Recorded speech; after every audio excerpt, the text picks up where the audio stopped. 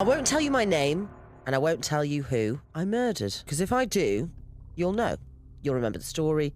You'll remember the headlines. You'll know who I am, and I don't want that. Because if you know who I am, you'll assume you know the story, and I want you to hear this without knowing and without assumption. I've changed the names of everyone in the story because the thing is, this story is real.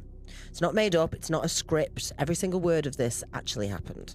So here goes. I sat on the lower bunk in my cell and watched the guard make his rounds. Can't sleep again? Officer Daniel Reeves asked. You ask me that every night, I responded. Daniel smiled and stopped outside the bars. He was one of the few guards who treated the inmates like people. That happened less than you'd think. I trusted him more than I trusted my lawyer. You'll get through the appeal, he said. You don't seem like the type to stab anyone.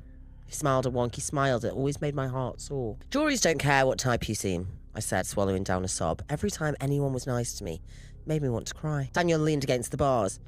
You still saying that you didn't kill her? I didn't. He looked at me for a moment and nodded. Good night, Maura. He walked away. I lay down but didn't sleep. I'd spent 4 years in prison for the murder of Evelyn. Evelyn had been found dead in her apartment. My fingerprints were on the weapon and witnesses saw us argue that very same night. The court called it open and shut. Life without parole. My first appeal was coming around, but I had little hope. People like me didn't make it out of prison. 2:13 a.m. that night was the first time I heard footsteps inside my cell. I didn't open my eyes at first. Straight away I thought, maybe it's Daniel. Had he stuck inside my cell to, well, you know. I thought I heard the footsteps get closer and my heart started to beat faster. It must be him. Who else could it be? I finally opened my eyes and saw eyes staring straight back at me, a mere few centimetres away. Wide, pale eyes with hair dangling all over the face. I thought I was going to have a heart attack. I screamed and leapt out of bed. The face had disappeared. Maura, a voice whispered. I turned around and saw her. Pale skin, dark wet hair, blood soaking the front of a white shirt standing next to the sink in the shadows. I stopped breathing. No, I whispered. The woman looked at me with dull, grey eyes. It was Evelyn. I pressed myself against the wall. You're dead. Evelyn tilted her head. Yeah, thanks to you. I screamed for the guards, but by the time they arrived, the cell was empty.